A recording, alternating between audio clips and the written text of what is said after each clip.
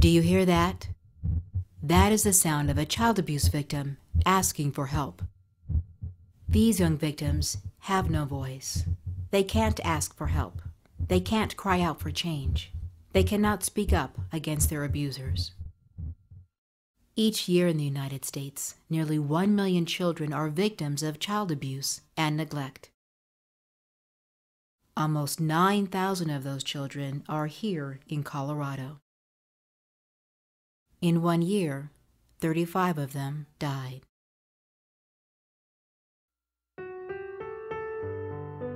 But at Kempe, we are helping to change the life story of these young victims.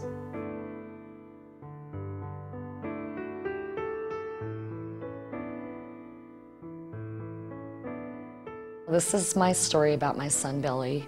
We actually fled a very abusive situation. He was 4 years old at that point. My son started exploding into different odd tendency behaviors, and he was touching children inappropriately. He was looking under stall doors. He was having accidents a lot, and he was also having regular nightmares. The safe house was who referred us to the Kempe Center. She said, they're awesome, they work with children, they would know what is wrong with your son. So I was petrified to go through the doors. Got in the doors and met Dr. Kelly. It took her 1 hour to evaluate my son, and she found that he was sexually molested within that hour frame. He disclosed it through playing puppets with Dr. Kelly, playing firemen.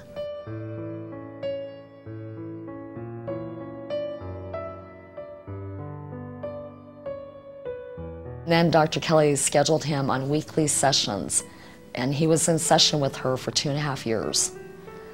Within 1 month of having therapy at the Kempe Center, he improved. He would tell me bits and pieces of things that had happened, such as his dad hit him with the board 10 times, which I was unaware of. He became more open with me, so it was good to see healing and an openness in him. I had a court date that had approached. It was for custody of my son and to continue my permanent protective order. And she appeared in the courthouse once for me on behalf of my son. And with her testimony, I walked out of the courtroom and he was not allowed to see his dad after that, and I remained with full custody. I got full custody of my son. Going to the Kempe Child Protection Team was a very big impact for me and my son.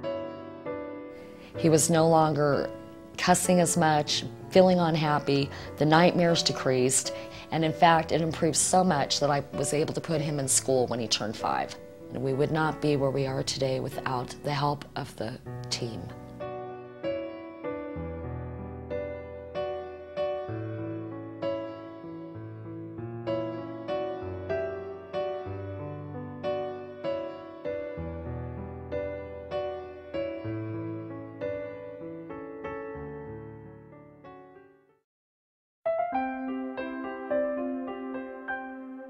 This is the story of Mariah.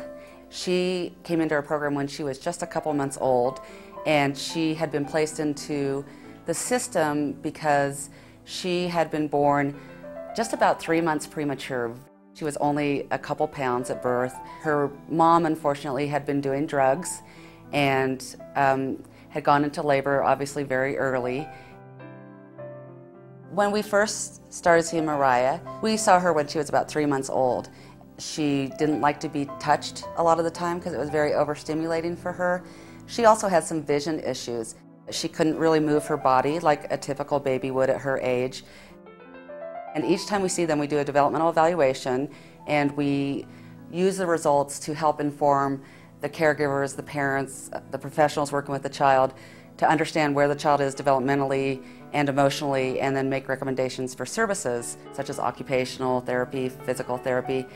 We enrolled them in our program where we do the intensive infant mental health intervention, and so they were able to have one of our specialized therapists go out every week to the home and really help the caregiver understand much more about what Mariah would need in terms of her emotions and her care. 3 months later, she was making progress in the sense that she was starting to be able to move her head a little bit more. To really be able to even look at people was a major accomplishment for her. And each time she looked happier, she looked healthier, She was able to really be touched and hugged like you want a child to want to be hugged, and just developing a really wonderful relationship with her new adoptive family. The latest time that we saw Mariah, she was 3 years old, and pretty much all her motor problems are gone. She can move her body, she can run, she can jump, just like a typical 3-year-old. Those first 3 years of what we gave and what everybody else gave to her made a huge difference in who she is today and who she'll be tomorrow.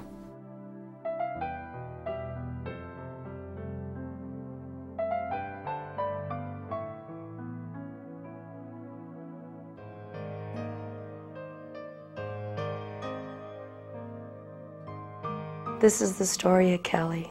Kelly was outgoing and engaging and so sweet, and huge empathy, and a very caring little girl. Kelly was sexually assaulted when she was 3. It just devastated the whole family. We all were assaulted on some level. Just took us all to our knees.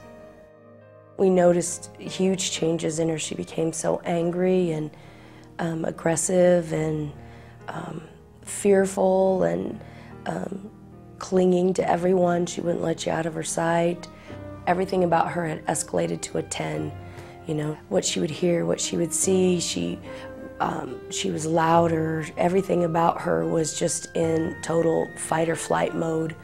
Callie started seeing the therapist twice a week, and that's when we were referred to the Kempe Center. They enrolled her in their therapeutic preschool program. It's like a 4-hour program in the mornings, and it's a therapeutic setting where they're able to interact with their peers, but it's a healthy and healing environment. We would drive every day an hour to school, and I would wait, hang out in the car, the lobby, and help out in the preschool. If the Kempe Center wasn't there, I truly do not know what we would have done. Being able to go into a structured environment when all of her needs are being met was such a huge comfort. Kelly is 5 now, and it's so awesome to see pieces of the old Kelly again, where she's the sweet, nurturing little girl who has that empathy again, and who has that compassion, and isn't so angry, because for a while there we lost that Kelly.